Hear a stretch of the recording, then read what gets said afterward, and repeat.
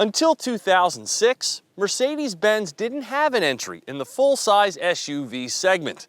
But that all changed with the debut of the three-row GL, now known as the GLS to indicate its stature as the S-Class of SUVs.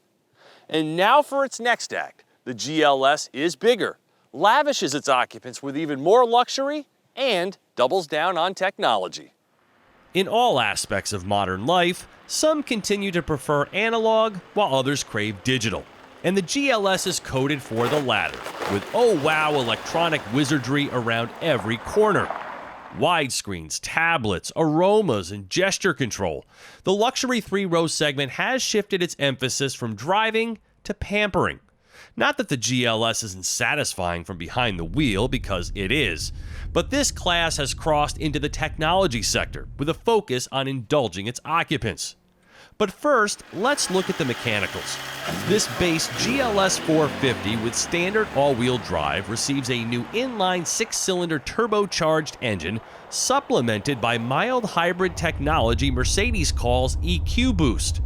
So while it always uses the gas engine for propulsion, the 48-volt electrical system supports energy recuperation via braking and even suspension movements, and an engine start-stop system that saves gas when stopped in traffic. Akin to a turbo's overboost function, it can also provide a short burst of adrenaline, contributing even more go to the engine's 362 horsepower and 369 pound-feet of torque. Thus, the GLS is very quick. 0 to 60 arrives in 5.9 seconds, and its engine operates with supreme smoothness. The 9-speed auto is also fluid in its gear changes, though I've experienced a few random missteps while downshifting. This one also has a sport exhaust at a cost of $350, but it is barely noticeable. It rides upon an air suspension and is fitted here with the optional E active body control, again capitalizing on its 48-volt architecture. This intelligent app is the only system currently on the market that can individually control spring and damping forces at each wheel. It works with the road surface scan feature, which utilizes a forward-facing stereo camera to read road undulations and then adjust the suspension accordingly. You hear all of this and you think, wow, I could drive over a crater and not feel it. But it doesn't quite live up to the hype.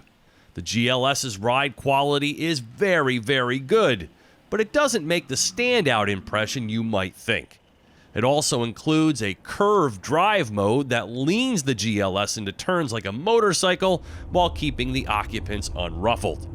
The EABC isn't cheap, it tacks on $6,500, but it does allow you to do this. You probably want to know how to pull off that cool bouncy thing that it does, right? The one that you're supposed to use when you're stuck in some deep snow, sand, or mud, but we really know that you just want to use it to impress your friends or the people next to you at the stoplight. So this is how you do it. You don't have to look it up in the owner's manual. First thing, make sure the vehicle is in drive. Next step, take your dynamic switch down here and move it down to the off-road mode. And then next, you're going to move over to settings. You're going to be in the assistance screen and then go to off-road assistant. One of these options is free driving assist. You click that button there, grab the puke bag and hit start.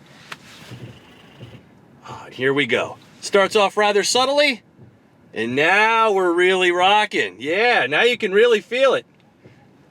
And now you're ready to toss your lunch. Ugh. This one also benefits from the $1,100 acoustic comfort package, which indeed works as promised by keeping the cabin nearly silent. Another GLS headline is its new big screen and all of its integrated goodies. It's called the Mercedes-Benz User Experience, or MBUX for short, and it's the brand's name for their new infotainment interface. It can be controlled via a multitude of methods, including touchscreen, and it includes a separate tablet for rear seat passengers to give them their own level of control. It's basically the conduit for all of the GLS's amazing technology. Now, like any new tech, it definitely takes some getting used to. so plan on spending considerable hours in your driveway learning about all of its new features. One of my favorites is the new automatic car wash setting, which perfectly sets you up for a hassle-free experience. It sounds silly at first, but between auto hold, rain-sensing wipers, and park assist, the automatic car wash can be wrought with issues that'll make you look foolish, so this is pretty neat.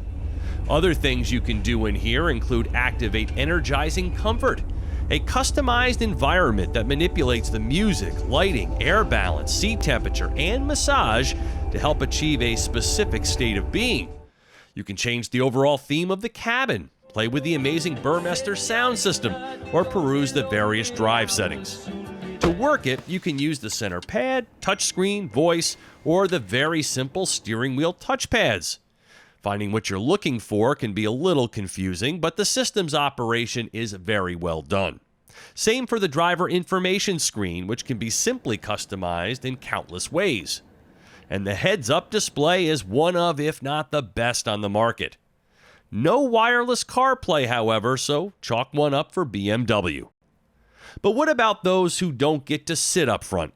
Well, the executive rear seat package really brings it by offering massage, heating, and cooling, all accessible through this nifty Android tablet, which can be removed and used for just about anything, including a camera, and has a convenient wireless charge pad tucked behind it. And the pillows on the headrests? Nice touch.